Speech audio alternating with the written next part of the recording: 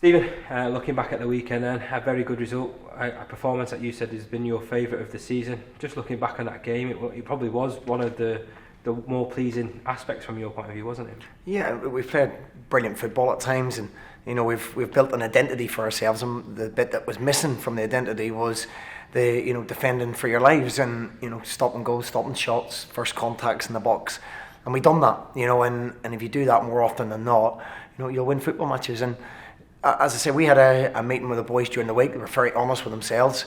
How would people describe us outside of the building? How would they describe you as a person and a player outside the building? The good bits, we take that and we move with them.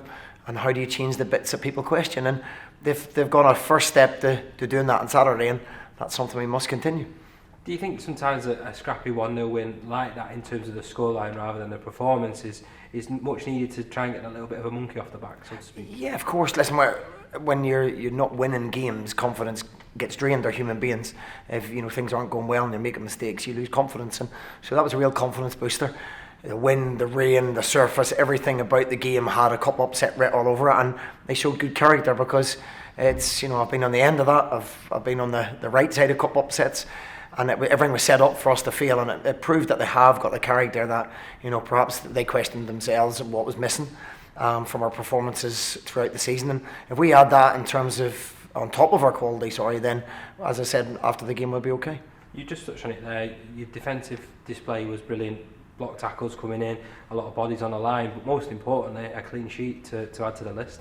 Clean sheets. We have not had anywhere near enough of them, and that is the basis of what my teams were built on. So it really was against what we were, scoring lots of goals and conceding lots of goals. We'd rather have a 1-0 win. We're not changing our identity at all.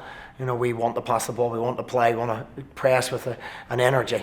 But we have to do all that within a team shape. And as I've said, first and foremost, I always look at myself to get the balance of the team right. We got that on Saturday. Keeping a consistent team has been difficult due to injuries. Tomorrow night, obviously against Carlisle, we'll try and, with what's available to us outside of the international boys, then we'll try and keep it as consistent as we possibly can. You just touched on it there, Carlisle tomorrow night at home again. What's your thoughts on that one? Yeah, again, it's more about us. We know we're out of the competition. We have used it as a reserve games at times. With the results, we want to get a bit of momentum. We want to build for Fleetwood. So I will keep the team as unchanged as I can. We've got obviously 3 boys away, Yokel, Alfie, and who else? Greg's away as well. Yeah, Greg's on first class flight to America at the moment. So we'll make those changes, but the boys coming in are good players. Gives them an opportunity. We've got Ryan McLaughlin with a slight niggle, and again, Ryan Cooney and Ryan McLaughlin, it really is a toss of the coin at the moment between the two of them. So it's who comes in and takes their opportunity. But we will try and stay strong and go and try and make it 2 wins in a row. Does this game present itself with an opportunity to get a much needed rest into legs of some players? We saw Toombs on the bench on Saturday. He obviously is an older player in this squad, so to speak, and it's probably a good opportunity to rest the likes of him. Yeah, we rested Toombs on Saturday as well, and he came back today really fresh. He's been excellent for me. I thought the 2 young boys in midfield had great legs and energy. I thought they were very good, but the boys will get their rest after this game. We're taking this game seriously. We want to give them their rest. They'll have a period in between before Fleetwood. We'll give them 3 or 4 days off, and then we've got a reserve game on Friday among ourselves. That gives Courtney and Josh McPake and John O'Beak his first taste of football, Shane McLaughlin.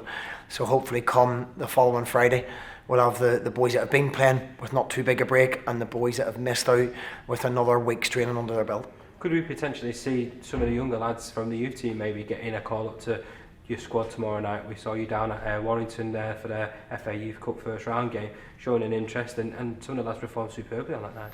Yeah, they've done very well. I think Jamie, Connor and Adam have been the 3 that have been very involved with us. They've all been very unfortunate. Connor and Adam probably would have featured on Saturday in the FA Cup game on the bench, except both were ill.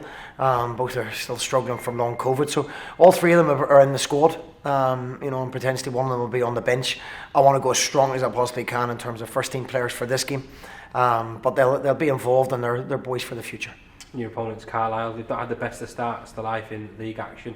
What have you made of them so far? Yeah, look, as we do in every game, we study the opposition, but I feel very much it's about building the momentum from Saturday, trying to get another result under our belt, and learning from the things that we're very good at, do them again, and try and get some sort of consistency into that. And previously, I've made 9 and 10 changes for these games. That won't be the case tomorrow night.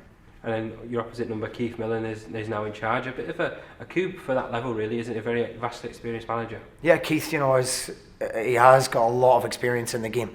And Carlisle, as you say, I've struggled a little bit this season, but they've got some good players, they've got some decent players there, they play a decent brand of football. So make no mistake, Keith will be trying to put his stamp on it, and hopefully it's a real competitive game.